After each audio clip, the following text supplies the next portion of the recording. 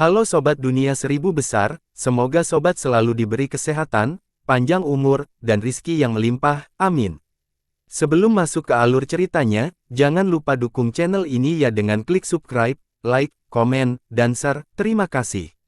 Mari kita lanjutkan perjalanan. Li Qiye. Awan itu menatapnya untuk menyatakan ketidaksetujuannya. Li Qiye tersenyum dan berkata, bukan hanya kamu, aku juga akan mengalaminya, aku hanya belum hidup cukup lama untuk benar-benar merasakan harganya. Awalnya penuh dengan kegembiraan dan kesedihan, begitu banyak warna dan momen yang berkesan. Kenangan akan bahagia dan ketakutan. Ia menghela napas dan menjelaskan, memberi dirinya waktu untuk mengingatnya. Setelah beberapa saat, ia kembali dari bernostalgia dan melanjutkan, ketika kenangan dan orang-orang ini semakin menjauh, mereka menjadi semakin tidak berarti, dan akhirnya menghilang dalam sungai waktu makhluk abadi. Banyak emosi, entah itu kesedihan atau kegembiraan, bersifat sementara dan tidak akan dikenang selamanya. Awan itu menutupi kepalanya dan berpikir sejenak sebelum mengangguk setuju. Awan itu telah hidup lama dan Li Qiye benar. Waktu menjadi murah, 1.000.000 tahun atau 1 miliar tahun tidak bernilai satu koin pun. Dalam waktu dekat ini, apa yang patut diingat? Segala sesuatunya menetap angsur menyusut hingga menghilang sepenuhnya. Hati terbuat dari daging, tetapi penguasa menjadi acuh tak acuh setelah jatuh ke dalam kegelapan, mampu menerangi semua makhluk hidup tanpa berpikir dua kali. Itu karena mereka telah hidup terlalu lama. Korban mereka mengira sebagai hal yang paling menakutkan, tetapi hari itu hanyalah santapan biasa bagi mereka. Setelah makan cukup banyak, apakah ada yang berkesan? Li Qiye menghela nafas. Awan itu menatap Li Qiye dengan bingung, lalu mengganti tangannya. Li Qiye menggelengkan kepalanya dan berkata, saya tidak mengejar kehidupan abadi, hanya jawaban yang tepat. Saya masih menganggap kehidupan itu luar biasa, kehidupan manusia biasa. Awan tidak begitu mempercayai hal ini karena manusia hanyalah setitik debu yang tidak berarti di dunia para penggarap. Aku tahu apa yang kau pikirkan, tapi hidup terlalu lama seharusnya membuat seseorang menghargai batas dan nilai kehidupan manusia. Li Qiye mengusap awan itu lagi, ditambah lagi, kedua belah pihak akan mati. Lebih baik hidup menjalani yang bermakna daripada hidup yang panjang tanpa nilai, yang terakhir lebih tragis. Awan itu tampak memejamkan mata dan menikmati sentuhannya sambil mendengarkan. Awan itu setuju dengan kesimpulannya dan mengubah perspektifnya. Sambil meletakkan kepalanya pada satu lengan dan mengayunkan awan dengan lengan lainnya, menikmati angin sepoi-sepoi dan menatap langit, ia mengukur waktu dengan melihat matahari saja. Setelah beberapa saat, dia bertanya kepada awan itu sambil tersenyum, apa yang ingin kamu lakukan sekarang? Awan itu menutupinya karena tidak punya jawaban. Mau ikut? Tanyanya. Awan itu berpikir sebelum mengambil keputusan. Awan itu tidak menyukai senyumnya karena tidak ada hal baik yang bisa dihasilkan darinya. Misalnya, terakhir kali ia mengubahnya menjadi tali dan melemparkannya ke sungai surgawi, tindak lanjutnya berarti selalu mendapat masalah. Akan ada beberapa tempat menarik. Dia nakal tersenyum. Awan itu menutupinya lagi, menunjukkan ketidaktertarikannya yang jelas. Kalau begitu pergilah sendiri. Li Qiye tersenyum dan tidak memaksakan masalah. Awan itu memikirkan jalan ini dengan cermat, sesuatu yang belum pernah terpikirkan sebelumnya. Kamu tidak lagi terikat dengan dunia ini. Li Qiye berkata, dan dunia ini juga tidak memiliki apa yang kamu cari. Awan itu mengangguk sebagai jawaban. Pergilah ke alam surga. Aku tidak begitu yakin, tapi dari apa yang kulihat, seharusnya dia bersembunyi di sana di beberapa lokasi. Li Qiye berkata, area yang paling berbahaya seringkali merupakan area yang paling aman. Berada begitu dekat dengan surga yang tinggi mungkin merupakan salah satu cara untuk bersembunyi darinya. Awan pun setuju lagi, bukan hanya aku yang berpikir seperti ini. Li Qiye berkata, tentu saja, surga juga tahu, makanya ada yang datang. Ada terlalu banyak hal yang tersembunyi tepat di bawahnya. Awan tampak khawatir setelah mendengar ini. Targetnya adalah mereka yang melompat-lompat, ingin menggantikannya. Sedangkan untuk yang lain, saya khawatir mereka tidak punya waktu atau suasana hati untuk mempengaruhi tipe ini untuk saat ini. Li Qiye melanjutkan, awan menemukan logika dalam hal ini. Tipe awan tidak agresif atau ambisius, jadi bersembunyi di sana mungkin merupakan pilihan yang baik agar tidak ditemukan. Bagaimana? Li Qiye menamparnya lagi. Awan itu mengawasi, menjadi waspada lagi. Jangan lakukan ini lagi, jangan percaya teman baikmu. Kau tidak bisa terus seperti ini, pilihan terbaikmu adalah mencari teman. Li Qiye berkata, aku tidak akan menipumu karena tidak ada tempat di sekitarnya. Sebenarnya, keselamatanmu hanya menguntungkanku. Awan itu mengira jika Li Qiye mempunyai niat jahat, dia pasti sudah bertindak jauh hari sebelumnya dan tidak akan menunggu sampai sekarang. Ia melirik ke langit, masih enggan melakukan perjalanan itu. Takut dengan alam surga, Li Qiye mengangguk, ya, alam surga jauh lebih berbahaya daripada dunia ini. Para sekutu terkuat di sini hanyalah semut di sana, jadi jika seseorang mengetahui kegunaanmu yang sebenarnya, mereka akan bermanuver dan menangkapmu. Awan tidak suka dipandang sebagai gadis tak berdaya dan melotot ke arah Li Qiye. Aku tidak meremehkanmu, hanya saja orang-orang tua yang hidup tanpa henti itu memiliki beberapa metode luar biasa dan hak untuk sombong. Aku ingin tahu apakah mereka akan selamat dari penyisiran ini, kata Li Qiye. Awan itu memandang ke langit lagi, sepertinya mencari surga yang jahat. Itu tidak akan menjadi masalah, para pecinta terkuat dalam sejarah yang menyebut diri mereka sebagai makhluk abadi sejati masih tidak berani meremehkan surga yang jahat. Surga memiliki banyak kartu as, yang manapun dapat membunuh makhluk abadi sejati ini atau apapun. Li Qiye tersenyum. Awan itu mengangguk lagi, mendapatkan sedikit wawasan mengenai persenjataan surga yang jahat. Namun, ada beberapa hal yang berbeda. Li Qiye berkomentar, penangkalan telah melemah sehingga mereka menjadi gelisah, bertujuan untuk melakukan gerakan besar. Awan itu tampak bersinar mendengar ide bunuh diri itu. Lihatlah dari sudut pandang ini adalah kesempatan sekali seumur hidup yang muncul di zaman ini belum pernah terjadi sebelumnya. Li Qiye berkata, siklus zaman adalah bagian dari alam hingga sekarang ketika semuanya menjadi lebih rumit. Surga yang jahat juga tidak menginginkan hal ini terjadi, bagaimana mungkin utusan kutukan yang tanpa emosi itu bisa keluar dari cetakan dan berubah? Dia tidak bisa menahan diri untuk tidak mendesah saat dia melanjutkan, utusan ini bersedia untuk hidup dalam tubuh manusia, menikmati kebebasan mutlak bahkan jika itu berarti dihancurkan pada akhirnya. Awan mendengarkan dengan penuh perhatian, mengapresiasi ceritanya meski sedikit bingung. Ini adalah sebuah pertukaran yang mungkin tidak dipahami orang lain. Sejak awal, kehancuran dan penciptaan berasal dari satu pikiran, semuanya bersifat sementara. Namun, ketika seseorang meluangkan waktu untuk mengalaminya, kehidupan fana menjadi berbeda. Seorang guru agung mungkin bertanya, apa maksudnya mengalami kehidupan semut? Mereka telah duduk di singgasana mereka yang terlalu lama dan tiba-tiba, kehidupan fana. Menjadi menarik lagi jika mereka mau mencoba. Surga yang jahat juga tidak mengerti, dia adalah seorang anak dengan hati yang murni, ketika dia tidak membuka matanya, semuanya adalah bagian dari mimpinya. Li Qiye menjelaskan lebih lanjut. Awan itu mengangguk berulang kali. Hal yang sama tidak berlaku untuk janji jangka panjang. Menatap jurang dan jurang itu balas menatap, konsep yang sama berlaku untuk dunia fana. Dunia fana akan menarik Anda dengan banyak kemegahan dan emosi yang berwarna-warni. Itulah sebabnya utusan itu rela meninggalkan wujudnya dan berjalan di dunia fana, tidak memaksakan masalah dan hanya mengikuti kata hati, itu saja sudah cukup. Kata Li Qiye. Awan merasa sedikit tersesat karena ini adalah sesuatu yang tidak dapat dikejar oleh banyak makhluk hidup, bahkan surga yang jahat sekalipun. Ini membuat utusan pemenang menjadi selama dia tidak mengambil langkah berikutnya, dia akan selalu menjadi pemenang. Li Qiye tersenyum. Namun, orang-orang tua di alam surga tidak peduli dengan aspek ini. Mereka melihat peluang dan mulai merencanakan, menggali lubang agar surga yang jahat bisa masuk.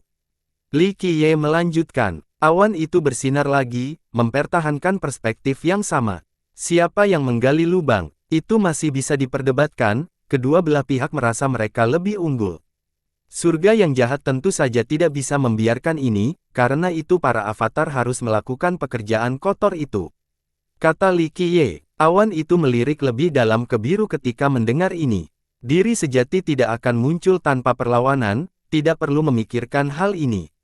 Li Qiye menahannya sebagai jawaban. Awan itu berjanji dan setuju. Kalau tidak, semuanya sudah ditulis ulang sejak lama. Tapi ya, ini adalah kesempatan yang bagus dengan utusan janji yang telah padam, ada celah kecil di sana.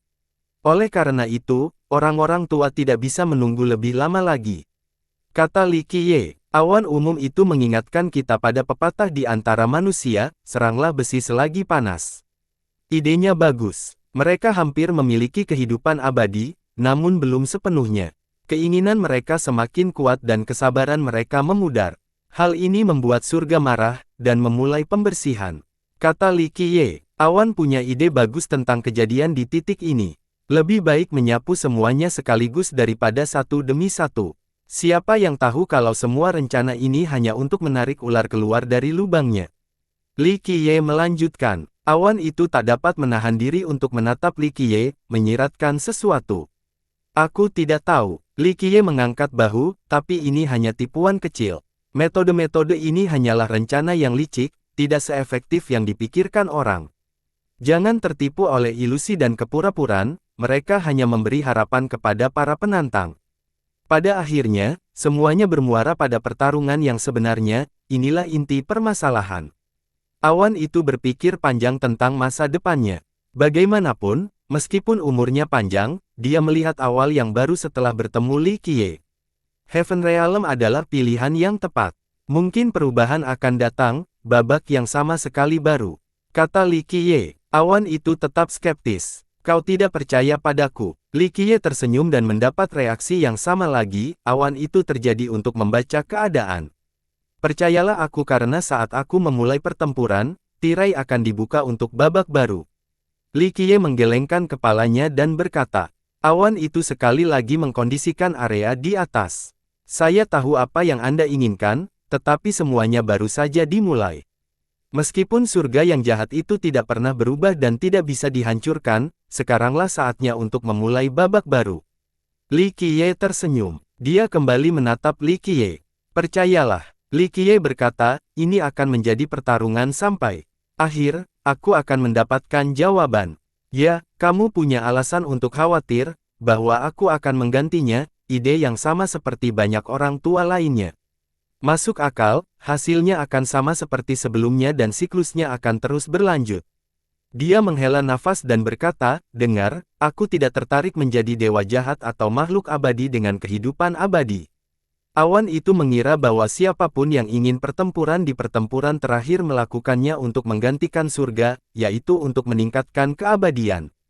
Keabadian tidak ada artinya. Seperti yang telah kukatakan, keabadian akan mereduksi segalanya menjadi ketiadaan seiring berjalannya waktu. Ia melanjutkan, saya tahu apa yang ingin Anda tanyakan, apa yang akan terjadi jika saya berhasil melakukannya. Awan itu melihat, ingin memahaminya. Li Qiye menatap langit dengan diam sesaat sebelum menamparkan awan dan menjawab, saya memulai hidup sebagai manusia biasa. Semua yang saya lakukan dalam hidup ini hanya untuk menunjukkan taring saya. Ketika semuanya berakhir, saya melepaskan semua belenggu dan tanggung jawab untuk hidup santai. Awan terkejut mendengarnya. Saya pernah mendengar pidato-pidato hebat sebelumnya, tetapi pidato ini mengejutkannya. Ia menghela nafas panjang setelah menyatakan tujuannya. Ia telah melakukan apa yang perlu dilakukannya untuk Eight Desoles dan 6 benua. Ia tidak lagi meremehkan dunia ini dan percaya kepergiannya adalah demi kebaikan dunia. Kenangan indah tetap ada, namun tidak lagi menjadi rantai. Karenanya, kepergiannya menjadi akhir yang sempurna bagi kisahnya di dunia ini. Ini adalah waktu yang tepat. Apa yang seharusnya dilupakan akan dilupakan, dan apa yang seharusnya diingat akan tetap tersimpan di dalam hati. Sayangnya, perjalanan ini masih jauh dari selesai. Keabadian sejati, tragedi sejati. Akankah semuanya berubah saat itu? Katanya dengan sentimental. Awan tidak bereaksi kali ini dan dengan penuh hormat memberi ruang untuk merenung. Hati-hati saat kau sampai di sana. Li Qiye tersenyum, ada banyak monster di sana. Kau mungkin akan bertemu dengan Gezer Tribunal jika dia masih hidup. Saat aku bertemu dengannya dulu, dia memang sempurna. Tentu saja, ada kekurangan besar yang tersembunyi di balik kesempurnaan. Misalnya, ketika seluruh dunia diselimuti cahaya, kegelapan hanya berkisar sehelai rambut. Harus saya akui, tribunal hanya berpikir lagi dan mengundang kekaguman saat melihatnya. Lanjutnya, orang-orang tua lainnya memang patut dipertanyakan, tetapi pengadilan baik-baik saja. Tujuannya adalah untuk menyeimbangkan keadilan, tetapi bagaimana seseorang dapat menyeimbangkan segala sesuatu di dunia? Hati orang-orang tidak dapat diukur dengan cara ini. Ini adalah kelemahan terbesarnya. Dia mempunyai peluang yang sangat bagus saat itu, tapi celah kecil ini saja sudah fatal. Dia merata, ada beberapa tempat yang aman. Usulnya, kita membangun tempat Crimson Heaven menjadi benteng, jadi selama anak-anak nakal itu berhasil mempertahankannya, kalian harus pergi ke sana. Awan mempercayai Li Qiye, tetapi waktu telah berlalu terlalu lama. Memang benar, aku tidak tahu lagi apakah tempat-tempat ini masih ada, terutama setelah penyertaan ini. Dia mengakui, beberapa monster saat itu mungkin sudah mati karena mereka digunakan sebagai pion, belum waktunya untuk konfrontasi langsung. Awan itu nampaknya tertarik pada Crimson Heaven. Saya menyuruh Minren untuk bersabar dan tenang, itu saja yang harus dia lakukan. Dia sebelum tersenyum mendongak, sayangnya, saya mengenalnya dengan sangat baik, itu bukan kepribadiannya. Dia akan membela keyakinannya selama penyisiran. Orang lain mungkin menganggap orang benar dan bodoh, tetapi sulit untuk membenci anak bodoh ini. Awan tidak merespon. Baiklah, kalau begitu ini kesepakatan. Kau boleh lari jika keadaannya buruk. Li Qiye mengusap kepalanya seperti anak anjing, beberapa orang tua mungkin sudah mati saat itu jadi kamu bisa menjelajah sedikit, tidak hanya untuk melihat dunia ini tetapi mungkin kamu akan menemukan apa yang kamu cari. Awan itu mengangguk, sambil bertekad untuk terus maju. Dunia bermandikan cahaya pohon purba. Pohon itu memikul 3000 dunia dan sejarah itu sendiri, yang mampu menampung lebih banyak lagi. Ukuran tampaknya tidak menjadi kendala bagi pohon yang luar biasa ini yang tampaknya telah ada sejak awal waktu. Li Qiye duduk di atas dengan mata terpejam, memiliki kendali penuh atas zamannya. Afinitas kekacauan pohon menontonnya, menjadikannya tampak seperti makhluk abadi dari legenda sejati, satu-satunya yang ada. Aliran kekacauan bekerja dari mula dirinya, memulai sebuah metamorfosis. Ia menjadi semakin fana namun tidak terpengaruh oleh pelapukan waktu. Ia kembali ke sumbernya dan tidak memiliki aura yang bisa dibicarakan, fisik dan penampilan yang fana. Satu-satunya hal yang menonjol adalah matanya yang sangat jernih, yang mampu melihat tipu daya dan rahasia dengan segera. Saat ia bermeditasi, orang lain mungkin mengira ia telah meninggal. Setelah waktu yang lama, energi dan auranya menghilang dan tersembunyi di dalam. Sejuta tahun dapat berlalu dalam sekejap mata selama proses ini. Akhirnya, dia membuka matanya dan sinar itu dapat menghancurkan zaman. Seorang leluhur tidak akan mampu menghalangi satu gerakan pun dari manusia fana ini. Gemuruh, dia mendengar ledakan keras dan begitu pula yang lainnya. Mereka datang dari atas dan menyebabkan dunia berguncang. Setiap ledakan menghancurkan jalinan spasial antara dunia.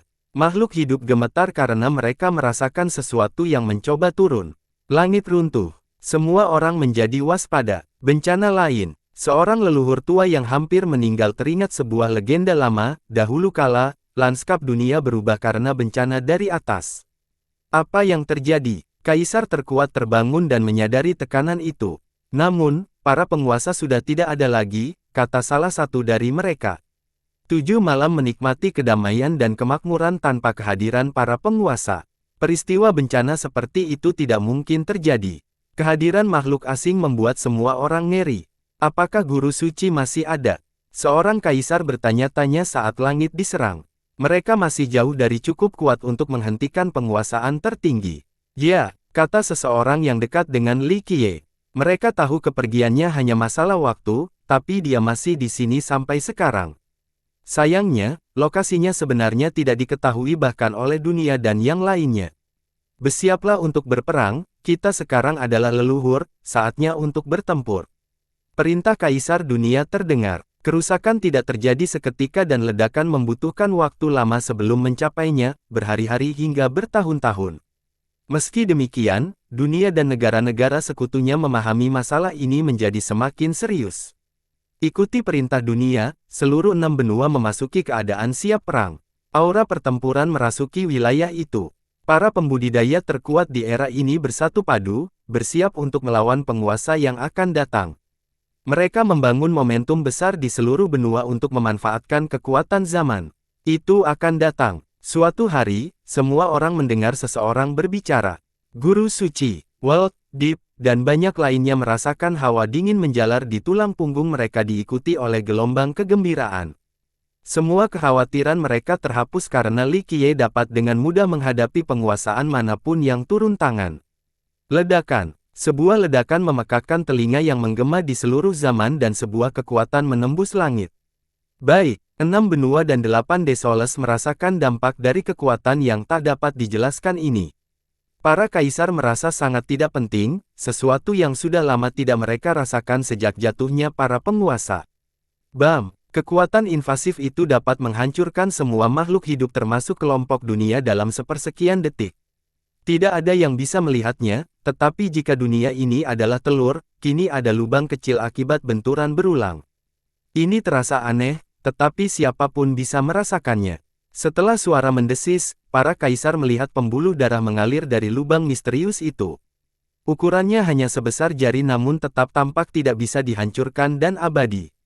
Apa benda ini? Kaisar yang paling perkasa pun belum pernah melihat benda seperti ini sebelumnya. Apakah ini di luar wilayah kekuasaan penguasa? Tidak, sepertinya tidak. Pemecah batu gumam. Guru suci, ayo bertarung. Sebuah suara dari dunia lain terdengar melalui lubang kecil itu.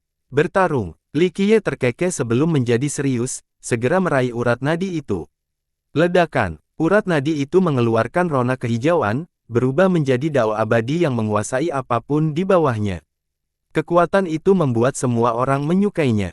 Mereka hanya bisa berdoa agar kekuatan itu tidak turun terlalu jauh hingga membuat mereka berdarah-darah. Kaisar merasakan ketakutan yang sama terhadap kematian. Pembuluh darah itu dapat menyalipkan mereka ke tanah. Itu bocah nakal. Mata terbuka dalam 3 alam ilusi. Hidup kembali, kata seseorang. Aku penasaran apakah bajingan itu masih hidup. Yang lain berbicara dengan nada marah. Kekuatan ledakan yang hanya bisa dijelaskan pada tingkat keabadian masih belum bisa melampaui Li Qiye. Ledakan. Dia menghancurkan aura itu dan mencengkeram urat nadinya. Guru suci tak terkalahkan. Para kaisar mengira dia bisa menghancurkan banyak zaman dalam waktu yang bersamaan. Li Qiye tidak memerlukan teknik atau variasi karena memegang kekuatan primordial. Zaman dan keabadian sejati sama-sama tidak berdaya dalam genggamannya. Fenomena visual dan kekuatan khusus yang berasal dari urat daging tidak ada gunanya. Jangan konyol, suruh tuanmu datang. Li Qiye sambil tersenyum menarik urat nadinya. Cahaya primordialnya menjepit urat nadi itu, mengubahnya menjadi tombak. Suara mendesing. Dia mengirimkannya kembali ke langit, mampu menembus target terlepas dari dunia mana mereka berada. Tombak ini tidak bergantung pada misteri dao atau afinitas yang kuat, hanya pada kemauan Li Qiye. Meskipun demikian, intensitasnya menjadi setipis kertas. Brengsek. Di dunia yang jauh dari 6 benua, urat nadi yang berubah menjadi tombak menusuk seseorang dan menyebabkan darah terciprat. Saat aku tiba, waktumu akan berakhir. Li Qiye menyatakan setelah pukulan pertama. Semua orang tercengang setelahnya, termasuk mereka yang berada di alam ilusi. Mereka baru saja menyaksikan kekuatan Li Qiye yang sebenarnya, kekuatan yang mampu membunuh mereka yang disebut abadi. Usianya akhirnya tiba, surga takkan menang. Seseorang di alam ilusi berbisik. Lubang di langit perlahan menghilang seolah-olah tidak pernah ada di sana sejak awal. Kedamaian kembali ke dunia, tetapi tidak dengan pikiran manusia. Guru suci, apakah sudah waktunya? Kaisar Agung tidak dapat menahan diri untuk bertanya. Li Qiye menatap ke langit dan berkata, jangan terburu-buru, aku tidak akan memanfaatkan orang saat mereka sedang terpuruk atau kemenangan tidak akan dijamin. Ditambah lagi, aku harus membantu seseorang menguji pedangnya. Dia memukul pedang yang diberikan padanya dari Sword Burial Ground. Meskipun awalnya dia kurang tertarik, dia ingin mencobanya kembali. Mari kita lihat seberapa tajamnya. Li Qiye tersenyum dan menghilang. Tujuannya tidak lain, adalah alam ilusi. Sepertinya kekalahanmu sudah sepantasnya terjadi saat itu. Li Qiye tersenyum. Bukan hanya bocah nakal itu saja, kata si mata besar. Sekarang, bisakah kalian membicarakan semua rahasia kalian? Itulah sebabnya kalian mengundangku ke sini, kan? Kata Li Qiye. Keheningan terjadi karena mereka tidak ingin berbicara. Setelah beberapa lama, sebuah suara yang menyenangkan memulai percakapan, bantu kami membunuh seseorang. Bukan bocah ini. Li Qiye tersenyum. Ya, sebuah suara berat menjawab, jelas tidak menyenangkan. Jadi, inilah yang menghantui kalian semua, kata Li Qiye. Kami akan memberikan hadiah yang besar, kata mata itu. Mengapa kalian tidak melakukannya sendiri? Tanya Li Qiye. Kita sudah berada di ambang kematian, satu langkah saja salah, kita akan kehilangan segalanya. Kata suara yang menyenangkan itu. Tidak juga, Li Qiye menggelengkan kepalanya. Suara ketiga tidak menanggapi. Baiklah, siapa yang ingin aku bunuh? Li Qiye tersenyum. Suara ketiga yang membutuhkan waktu, sepertinya tidak siap membahas topik ini. Seseorang yang mencari surga, suara yang menyenangkan itu memecah kesunyian. Sepertinya tidak ada orang seperti itu di Three Immortals. Li Qiye tersenyum dan kecewa. Nanti saja, kata mata itu. Biar ku tebak, ini ada penjelasannya dengan kalian bertiga. Li Qiye tersenyum. Setelah hening sejenak, suara yang menyenangkan itu berbicara lagi, ya, kami adalah kegembiraan. Desahan dan ekspresi bergetar terdengar dari dua makhluk lainnya sesudahnya. Upaya bersama, Li Qiye berkata dengan serius, itu bukan gayamu atau itu sudah dilakukan sejak lama, kalian bertiga punya alasan untuk menahan diri. Orang lain ikut bertarung dengan bocah nakal itu dan mengalahkan Tia Dewa Abadi. Mata itu berkata, karena itu, memikirkan pertempuran tidak dapat dihindari. Kita punya keterbatasan. Suara yang menyenangkan itu berkata tanpa daya, terlalu banyak syarat yang harus dipenuhi agar kita bisa mengambil tindakan. Jadi kalian bertanya-tanya menginginkan pengganti, bekerja sama untuk melatih seorang murid. Kata Li Qiye, mereka berbaris menuju gerbang kami tidak bisa terus bertahan. Suara berat itu menjawab, begitu ya, sakitnya dikhianati. Li Qiye mengangguk, begitu banyak usaha yang sia-sia. Usaha yang melelahkan dan waktu yang lama. Ucapan mata itu sebelum mendesah kecewa dan sedih. Makhluk-makhluk ini datang dari atas, memiliki cukup prestise dan kekuatan untuk disebut abadi. Mereka telah hidup selama keberadaannya sendiri, telah mengalami banyak cobaan dan kematian. Namun, pengucilan ini masih meninggalkan bekas luka di hati mereka yang keras. Hati terbuat dari daging, bukan besi, kau juga begitu. Li Qiye mengangguk. Yang ketiga telah mempertahankan kemandirian selama bertahun-tahun. Namun, mereka melanggar aturan ini, bekerja sama untuk melatih murid yang cukup mampu menghadapi musuh tertentu. Murid ini membuat mereka bangga dan mendapatkan kasih sayang mereka setelah sekian lama bersama. Mereka tidak lagi terhubung dengan dunia luar, namun emosi yang hilang muncul kembali. Menerima murid adalah membacanya, tetapi memiliki perasaan seperti guru. Sungguh tidak masuk akal, Li Qiye berkata dengan sentimental. Benar, yang ketiganya mendesah kecewa. Orang biasa mengatakan bahwa mereka yang berada di puncak tidak memiliki emosi dan kejam. Mungkin saja tidak ada yang bisa mendekat untuk mengetahui hal sebaliknya. Li Qiye menggelengkan kepalanya. Tidak perlu berlama-lama, kau harus membunuh. Suara berat itu berkata, kebencian yang mendalam. Li Qiye menatap mereka dan berkata, jadi muridmu adalah akomodasi, dan di sini berpikir bocah nakal itu menjatuhkan kalian bertiga dan memaksamu keluar, sepertinya. Kesabaranmu habis setelah hari ini. Satu langkah yang salah dan kita akan terekspos, yang mengharuskan kita untuk pergi. Mata itu meratap, pengkhianatan dan pengungkapan, aku bertanya-tanya bagaimana bocah nakal itu meyakinkan muridmu untuk dipindahkan ke pihak lain. Li Qiye mengusap dagunya, baiklah, mari kita lihat sisi baik. Setidaknya nyawa kalian terpelihara, bukan? Ini seperti pindah ke rumah baru. Kata Li Qiye, kau membuatnya terdengar begitu mudah. Jika bukan karena dosa surgawi, kita juga akan terseret ke bawah. Suara yang menyenangkan teringat, dosa surgawi telah menjadi debu. Mata itu meratap, jadi dari kalian berenam, 3 bersembunyi di sini. Sin terbunuh dalam pertempuran. 2 lainnya, iblis dan kegelapan, berada di pihak lawan. Tanya Li Qiye, tidak juga, tujuan yang berbeda membutuhkan jalan yang berbeda. Kata suara yang menyenangkan itu. Jika mereka saja begitu, bagaimana dengan muridmu?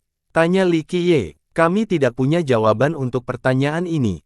Suara yang menyenangkan itu menjawab, kondisi atau barang yang menggoda seharusnya tidak berhasil.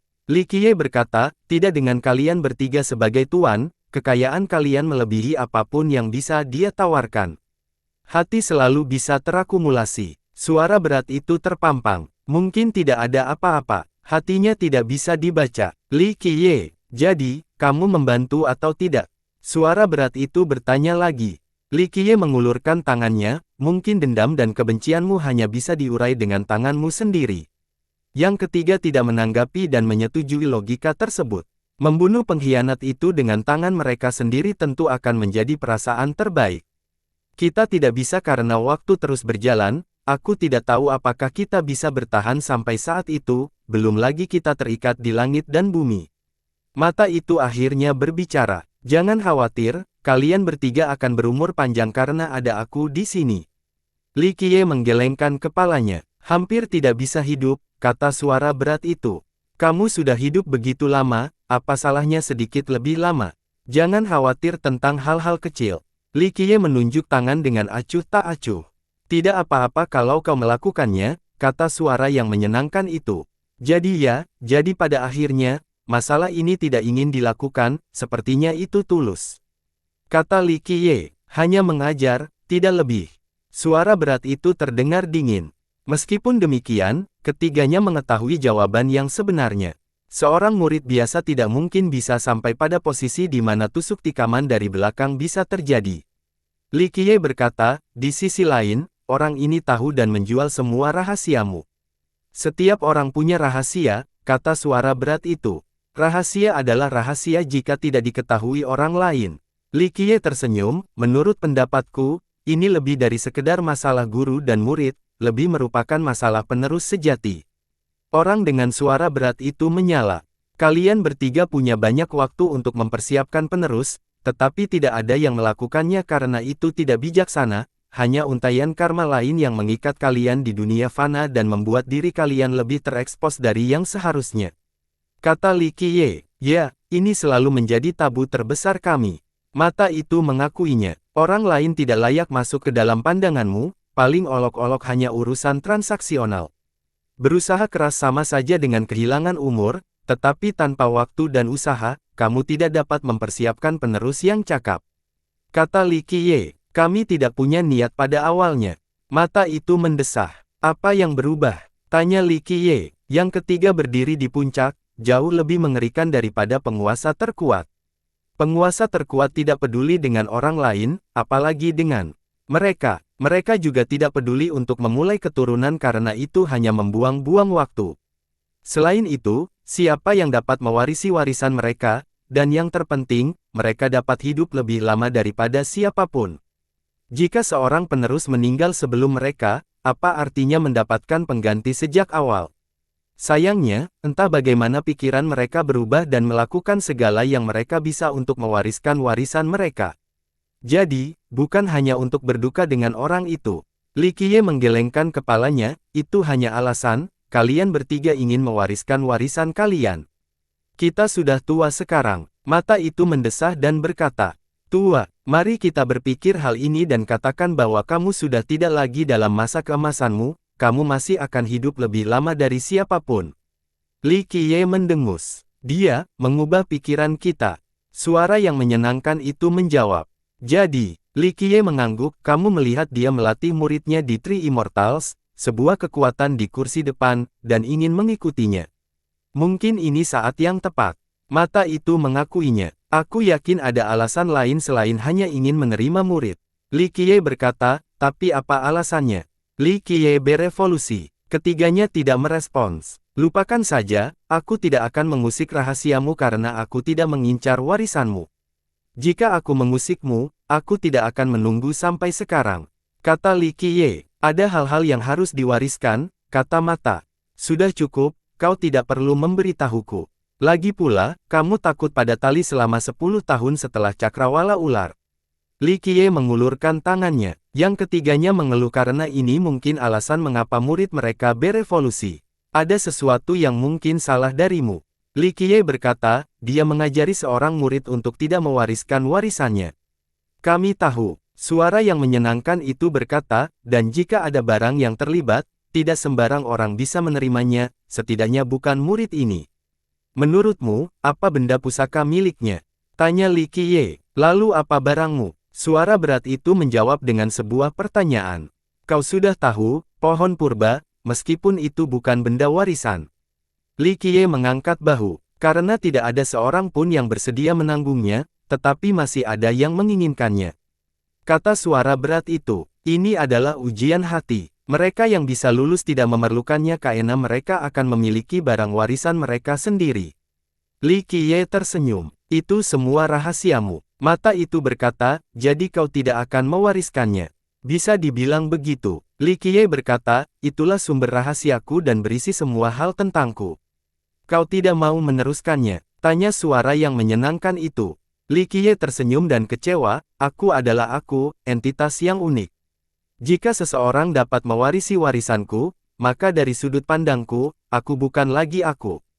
Kalian semua memahami hal ini dengan sangat baik tetapi kalian tetap memilih untuk mencari penerus, betapa menariknya, itu pasti sesuatu yang hidup. Yang ketiga tidak menjawab tetapi barang warisan mereka pasti tak terbayangkan dan mengharuskan mereka mencari penerusnya. Jangan terlihat begitu serius, aku hanya tajam.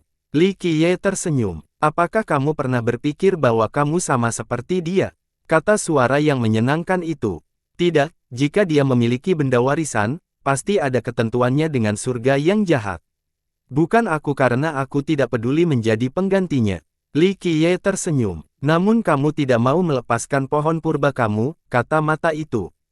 Kamu belum memikirkan masalah ini dengan jelas. Li Qiye menggelengkan kepalanya, saya khawatir orang lain yang peduli tentang hal ini juga memiliki ide yang salah. Dia berhenti sejenak sebelum berbicara dengan serius, ya, pohon itu menyimpan banyak rahasiaku. Tapi itu bukan milikku, bukan milikmu. Yang ketiganya terkejut mendengarnya. Tepatnya, aku tidak bermaksud meninggalkannya untuk diriku sendiri, kata Li Qiye. Kepada siapa kau akan memberikannya? Tak seorang pun dapat menahannya. Mata itu menemukan sesuatu yang janggal. Itu milik makhluk hidup, milik dunia ini, milik zaman ini.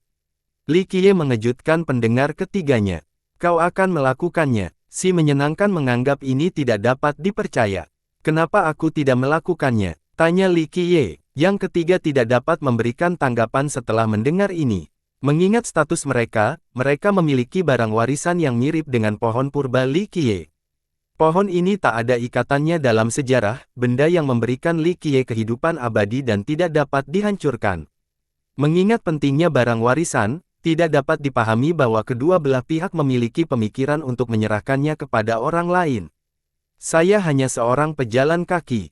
Meskipun saya memiliki pohon itu sekarang, siapapun yang memiliki cukup bakat dan keberuntungan dapat terhubung dan menggunakannya. Bukankah itu juga berlaku untuk kalian bertiga? Kata Li Qiye. Ya, mata itu setuju. Aku tidak mendesak, aku adalah aku dan benda pusaka ini hanyalah artefak, itu saja. Li Qiye melanjutkan. Sepertinya kita menekankan aspek yang salah, alasan mengapa kamu melampaui kami. Kata suara yang menyenangkan itu. Ya, itu masih merupakan benda eksternal. Jalan terakhir bergantung pada diri sendiri. Li Qiye mengangkat bahu. Kau sudah tercerahkan, benar-benar memenuhi syarat untuk melawan surga. Itu tidak bisa dihindari. Kata suara berat itu. Ya, itu tidak bisa dihindari. Li Qiye menghela nafas. Bagaimana rasanya? Tanya suara yang menyenangkan itu. Apa? Li Qiye bertanya untuk menjelaskan lebih lanjut. Saat kamu tercerahkan dan memandang rendah dunia ini beserta penduduknya.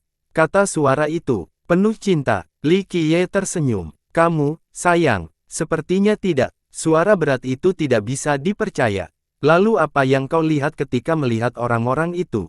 Tanya Li Qiye. Semut belaka. Suara berat itu mengatakan hal pertama yang terlintas dalam pikiran. Semua hal bisa dicintai, bahkan semut yang paling jelek dan paling ganas pun bisa punya sisi imut. Li Qiye mengulurkan tangannya. Pemilik suara yang dalam dan menyenangkan itu menjadi terkejut dengan keadaan pikiran Li Qiye. Kau berhasil. Mata itu berkata, kita sedang membicarakan tentang hadiah atas bantuanmu, konyol sekali. Kau tidak lagi membutuhkan apapun karena kau sudah semakin jauh di jalan. Sekarang hanya masalah waktu. Saya tidak yakin. Masih ada hal-hal yang layak diamati dan dispekulasikan di dunia ini. Li Qiye menggelengkan kepalanya. Teror ketiga tertinggi saling bertukar pandang. Aku rasa tidak. Suara berat itu berkata, kau bisa memasuki medan perang sekarang, bahkan dia tidak bisa menghentikanmu. Itu dua hal yang berbeda. Karena aku penuh cinta, aku bisa menghargai kunjungan kemanapun. kata Li Qiye. Tidak ada yang bisa membantahnya. Jawab mata itu. Orang yang penuh cinta seperti diriku menemukan kebahagiaan dalam segala hal. Li Qiye melanjutkan. Yang lain akan membantahnya dalam hati, tidak berani mengatakan apapun. Namun, teror ketiga di sini benar-benar mempercayainya. Kami ingin mengoordinasikan sesuatu, kata mata itu. Lakukan saja. Li Qiye mengangguk. Dunia awalnya tidak seperti ini. Mata mulai berbicara. Saya bisa membayangkan, tidak ada zaman yang dapat dibandingkan dengan kekacauan zaman dahulu. Sebuah sudut kecil di masa lalu melampaui apapun sekarang. Li Qiye mengangguk. Semua orang juga tidak serakah dan bisa bertahan. Suara yang menyenangkan itu mendesah. Surga yang jahat mengambil langkah pertama dengan segel itu, atau kemungkinan lain bisa saja terjadi. Suara berat itu terpampang, namun mereka menjadi gila, memakan apa saja yang bisa mereka makan, kata Li Qiye. Mereka kehilangan kendali, tetapi ini terjadi beberapa saat kemudian, kata si mata. Jadi, apa yang terjadi? Kata Li Qiye. Tidak ada yang ingat karena sudah lama sekali. Kami berangkat lebih awal jadi kami tidak tahu banyak tentang detailnya. Kata suara yang menyenangkan itu. Inilah inti masalahnya, bagaimana kamu bisa mengambil langkah pertama? Tanya Li Qiye. Segel itu mencegah semua orang pergi, tetapi ada kesempatan datang kemudian. Mata itu menjelaskan, surga yang jahat akhirnya ditantang. Mang, Li Qiye menyadari hal ini. Ya, Mang. Mata itu tidak terkejut dengan pengetahuan Li Qiye, kamu pernah mendengar cerita ini sebelumnya. Ya, satu-satunya makhluk yang berhasil menantang dan mengejutkan surga yang jahat. Li Qiye mengusap dagunya dan menampilkan matanya menjadi dalam, seolah mampu melihat menembus keseluruhan. Kami melakukannya dengan itu. Semuanya berubah tanpa sepengetahuan kami, tetapi kami punya dugaan. Lalu kau datang kemudian untuk ledakan itu, dan semuanya hilang sekarang. Kata mata itu sudah menjadi cangkang kosong, aku telah membantu. Li Qiye berkata, tapi ini bukan yang ingin kau katakan padaku. Ya, mata itu berkata, Mang sudah tidak ada lagi dan masalah ini sudah diselesaikan dengan surga yang jahat di atas, tetapi pasti ada sesuatu yang lain di balik semua ini. Aku pernah memikirkan hal ini sebelumnya, itu memang ada. Kata Li Qiye. Awalnya kami ingin memberi Anda informasi agar Anda bisa melihatnya, kata mata itu. Tapi mengingat kondisimu saat ini, kamu tidak perlu bertanya lagi. Suara yang menyenangkan itu menambahkan. Oleh karena itu, informasi kami tidak ada artinya. Suara berat itu mengakuinya. Meskipun begitu, kalian bertiga masih ingin aku pergi untuk melihat apakah ada sesuatu yang tersisa dari masa lalu. Li Qiye mendengus. Yah. Itu tidak terlalu penting karena itu sudah dikalahkan dan kamu sudah melampaui Mang. Kata mata itu, ya, aku jadi sedikit lebih tertarik sekarang setelah kalian memompa. Li Qiye menjawab, Anda dapat menjelajahi semua yang Anda inginkan mengingat luasnya Heaven Realm. Perang akan dimulai saat itu juga. Kata suara yang menyenangkan itu. Aku memang harus menyelesaikan beberapa hal sebelum itu, kata Li Qiye serius. Apa yang sedang kamu coba lakukan? Mata itu tertarik. Apalagi selain membersihkan tempat perlindungan kita. Tidak boleh meninggalkan kekacauan sebelum pergi atau itu akan dianggap tidak sopan. Kata Li Qiye. Itu tugas surga yang jahat, kata suara berat itu. Surga yang jahat mungkin tidak ada lagi setelah pertempuran, jadi tidak ada gunanya membedakan tanggung jawab.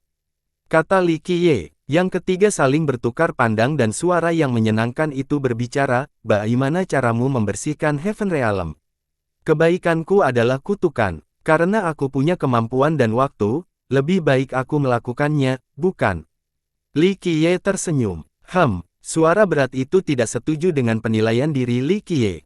Alam surga sekarang berbeda, ini bukan dunia yang pernah kita kenal. Mata itu menutupi kepalanya. Beberapa bajingan pasti sudah mati, kata suara yang menyenangkan itu. Tentu saja, surga yang jahat tidak bisa membiarkan mereka berbaring di tempat tidurnya terlalu lama, kata suara berat itu. Tidak harus, surga yang jahat terkadang tertidur sementara bayangannya selalu mengintai, sumber gangguan yang sebenarnya. Li Qiye tersenyum. Itu masalah lama, hanya spekulasi, belum terbukti. Kata suara itu. 80 hingga 90% benar, itulah alasan mengapa surga jahat melakukan tindakan seperti itu baru-baru ini. Menurut pendapatku, ini tidak bisa diselesaikan dengan mudah. Kata Li Qiye. Sebelumnya tidak ada, kata suara yang menyenangkan itu. Sejauh yang kami ketahui, mata itu menyetujui hal ini. Semakin lama waktunya, semakin banyak akumulasi dan ruang untuk kesalahan. Li Qiye berkata, langit yang mengetahui jahat hal ini dan bertindak sesuai dengannya. Kurasa begitu. Mata itu berkata, bentuk macam apa itu? Bagaimana ia bisa ada dan tumbuh lebih kuat tanpa membuat surga yang jahat waspada saat ia begitu dekat? Bukankah itu menarik? Itu terjadi tepat di bawah sana. Li Qiye tersenyum. Sama saja memelihara harimau, hanya mencari masalah, kata suara berat itu. Seekor harimau di mata orang lain, tapi bagaimana dengan surga yang jahat? Li Qiye menanggapi. Tiga teror tertinggi menjadi bingung setelah mendengar ini. Semua orang yakin dengan kemenangan mereka, jadi mereka memainkan permainan tidur untuk melihat siapa yang akan kehilangan kesabaran terlebih dahulu, kata Li Qiye. Lalu kenapa kau repot-repot melakukan penyisiran? Tidak mudah untuk mengeluarkan mereka, bahkan ke surga yang jahat sekalipun. Suara berat itu bertanya, aku juga tidak punya solusi untuk ini. Li Qiye menggaruk kepalanya, tunjukkan dirimu. Suara yang menyenangkan itu berkata, ketika kamu berdiri di sana dan menunjukkan kualifikasimu, akan ada dua kemungkinan, menusukmu atau berbicara kepadamu tentang pekerjaan yang sama. Itu rencana yang bagus. Li Qiye berkata, aku harus melihat seberapa baik surga yang jahat itu melakukannya, aku bisa menangani sisanya. Setidaknya ada dua rintangan yang menunggumu. Mata berkata, kamu harus menghadapinya atau mereka akan menjadi masalah terbesarmu. Setidaknya dua, dan aku tidak tahu berapa banyak lagi yang tersisa sebelum naik ke alam surga. Li Qiye tersenyum. Harus kukatakan bahwa bayangan lebih mudah ditemukan, setidaknya ada jarak yang diketahui. Selama kamu cukup bersabar, kamu akan menemukan beberapa petunjuk. Kata suara yang menyenangkan itu. Dan mungkin aku tidak perlu khawatir tentang hal ini, surga yang jahat mungkin telah mengurusnya sebelum kedatanganku. Kata Li Qiye, ya, tapi jangan berharap banyak. Mungkin tidak akan bersih jika bersembunyi terlalu dalam. Pokoknya, dia, suara berat itu tiba-tiba berhenti. Kau harus mengetahui keberadaannya terlebih dahulu sebelum melakukan penyisiran. Mata itu menasihati, begitu bersembunyi, kamu mungkin tidak akan pernah muncul lagi. Benar, tapi ambisinya ada di sana. Dia pasti akan muncul untuk menghentikanku mengambil alih kendali. Li Qiye mengelus dagunya. Dan jika dia cukup sabar untuk menunggu, mata juga menebak kemungkinan ini. Tidak masalah jika dia tidak muncul. Kemungkinannya dia sudah menunggumu untuk berlari ke dalam jangkauan pedangnya, siap menusukmu dari belakang. Kata suara berat itu, apakah itu pilihan terbaik untuknya? Si ramah disetujui. Kenapa tidak? Satu lawan berkurang, belum lagi satu gigitan atau makanan lengkap. Kata suara berat itu, tidak ada gunanya melakukan ini, karena jika dia memiliki pikiran seperti itu, dia tidak akan sampai sejauh ini. Li Qiye menggelengkan kepalanya. Jangan terlalu yakin. Dia mungkin tidak goyah sekarang, tetapi ketika saatnya tiba, satu pikiran dapat mengubah segalanya. Kata suara berat itu. Li Qiye mengusap hidungnya dan tersenyum, saat ini kita hanya terlalu mengkhawatirkan, tapi tentu saja, berhati-hatilah selalu. Namun, ada kemungkinan lain, dia tidak ada di sana sama sekali. Apa? Ini mengejutkannya yang ketiga. Kurasa begitu. Mata itu berpikir sejenak sebelum berkata, ini pernah terlintas dalam pikiranku sebelumnya, mungkin saja. Bagaimanapun, dia muncul di Three Immortals. Kami tidak yakin apakah itu mayat asli atau bukan, kata suara berat itu. Bagaimanapun, itu menyampaikan sebuah pesan. Dia sangat aktif pada satu titik seolah-olah itu adalah suatu keharusan, maka dari itu dia merekrut bocah nakal itu. Kata mata itu, sang guru dengan suara berat tidak dapat tidak menyetujui alasan yang masuk akal ini. Lalu di mana kemungkinan besar dia bersembunyi? Suara yang menyenangkan itu berkata, ada tempat untuk bersembunyi di mana-mana di dunia yang luas ini, tidak mungkin untuk dipasang. Mengingat keberadaannya, dunia ini pastilah agung, bukan sesuatu yang kecil, kata mata itu. Dari apa yang telah kita lihat, tidak ada yang pasti. Bahkan kalian bertiga tidak tahu banyak tentang latar belakang dan gerakannya, kata Li Qiye. Teror ketiga itu setuju. Pengetahuan kita terbatas. Mata itu berkata, kita tidak bisa melupakan kemungkinan yang Anda sebutkan. Peluang tertinggi tetaplah alam surga. Itulah jalan yang harus ditempuh sebelum surga melawan. Kata suara yang menyenangkan itu. Ya, pertempuran terakhir mengharuskan memasuki alam surga. Kata Li Qiye, kau bisa menunggunya di sana, kata suara berat itu. Kemungkinan besar dia sudah menunggumu. Mata itu menambahkan, saya harap begitu, itu akan menghilangkan banyak kesulitan. Li Qiye tersenyum, hibernasi itu sendiri sudah menjadi masalah. Suara yang menyenangkan itu berkata, apakah kamu juga akan berhibernasi? Saya menghargai Anda membahas semua topik utama. Li Qiye menanggapi, bagaimana kalau dia tidak perlu? Seperti yang sudah kukatakan, fokus saja pada jalan surgawi, dia menunggu di sana atau memilih lebih maju. Kata suara berat itu, kalian bertiga sudah hidup cukup lama. Li Qiye tiba-tiba mengganti topik pembicaraan. Mereka saling memandang dan mengerti maksudnya. Sudah lama sekali kita harus bertindak, kata si mata. Kenapa kamu tidak melakukannya? Li Qiye bertanya lagi. Kami tidak memiliki keyakinan penuh karena hanya ada satu kesempatan. Kalah, itu akhir dari semuanya, kata suara yang menyenangkan itu. Ya, belum tentu seseorang bisa bangkit lagi setelah kalah. Li Qiye tersenyum. Berapa besar kemungkinan dia berhasil?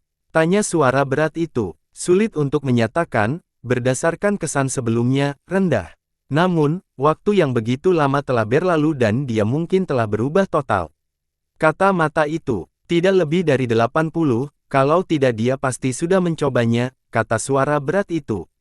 Tidak ikut campur adalah pilihan lain, tetapi apakah itu langkah yang tepat? Li Qiye tersenyum, inilah masalahnya dengan latar belakang yang baik, itu menjadi hambatan dan menyebabkan stagnasi.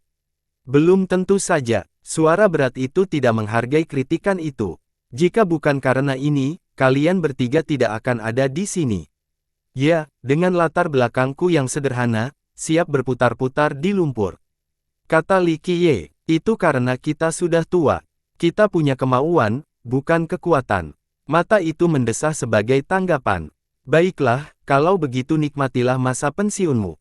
Tidak ada salahnya menjalani sisa hidupmu dengan tenang. Ujar Li Qiye, kau hanya perlu membunuh bocah itu, kata suara berat itu. Permintaan itu harus dilaksanakan, tidak akan sulit. Li Qiye tersenyum, meskipun rasanya tidak enak, setidaknya keinginanmu akan terpenuhi. Lakukan saja, dia tidak perlu berada di dekatmu. Kata mata itu, ya, suara yang menyenangkan itu memberi izin. Suara berat itu mengerutkan kening seolah masih belum mau menerima perkembangan ini. Meskipun demikian, dia setuju, tidak masalah apakah mayatnya utuh atau tidak, singkirkan saja dia. Saya hanya bisa membayangkan usaha yang dilakukan untuk memperbesarnya. Li Qiye bisa merasakan emosi mereka dan membayangkan ekspresi buruk mereka. Meski tahu itu tabu, tapi tetap saja melakukannya. Ini adalah satu-satunya saat di mana kalian bertiga benar-benar peduli pada seseorang selama bertahun-tahun yang tak berujung ini. Li Qiye melanjutkan, tidak perlu berkutat pada masa lalu, kata mata. Mereka, para teror yang paling mengerikan, menjadi tidak berperasaan seiring berjalannya waktu dan kekuatan. Meskipun demikian, perasaan itu kembali muncul setelah menemukan pengganti yang cakap. Apa yang seharusnya berakhir sebagai kisah yang indah justru menjadi kehancuran mereka. Mereka pun terbongkar dan tidak punya pilihan selain meninggalkan dunia tiga dewa. Amarah dan kehilangan mereka tidak dapat diungkapkan dengan kata-kata. Sayang sekali kami tidak bisa berada di masa depan, mengingat keadaan kami saat ini. Kata mata itu, jalani hidup dengan baik, itu bukan akhir yang buruk, tidak jatuh ke dalam kegelapan atau mati setelah mencapai puncak. Tidak ada yang bisa diharapkan dalam hidup, itu sempurna. Li Qiye tersenyum. Kau benar-benar tahu bagaimana menghibur orang. Mata itu tak dapat menahan senyum kecut, seolah-olah kita punya pilihan lain di luar kehidupan yang sempurna ini. Baiklah, bisakah kamu memikirkan alternatif yang lebih baik? Tanya Li Qiye. Kurasa itu benar. Jika suatu saat tiba, baik itu kita atau yang lain, atau bahkan surga yang jahat, kita harus menerimanya. Hidup yang terlalu lama hanya akan membawa kita pada malapetaka. Mata itu mengangguk. Aku juga harus mulai merencanakan masa pensiunku dan kematianku, agar aku tidak berakhir menjadi salah satu malapetaka yang kamu sebutkan, canda Li Qiye. Jangan jadi tipe yang kau benci. Kata mata, dulu aku pernah menjadi semua tipe orang, tapi tidak akan mudah untuk berubah menjadi tipe orang yang kubenci, kata Li Qiye. Kami senang kamu kali ini, kata suara berat itu. Terlalu dini untuk menyatakan karena aku bahkan belum memulainya.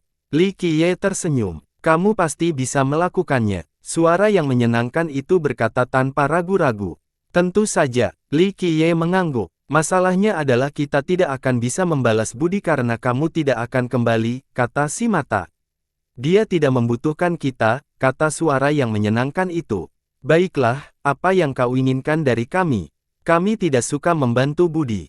Kata suara berat itu, tulang-tulangmu yang tua akan patah jika kamu harus bergerak sedikit saja, nikmati saja masa pensiunmu. Li Qiye mendengus. Jadilah seperti yang kau katakan. Mata itu mengerti. Selamat tinggal, tulang-tulang tua.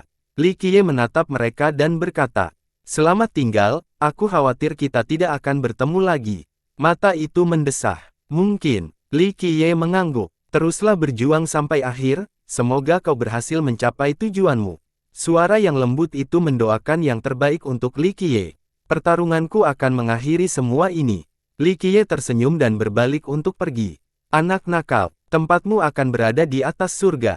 Saat dia pergi, suara berat itu juga mengucapkan selamat tinggal. Bersambung.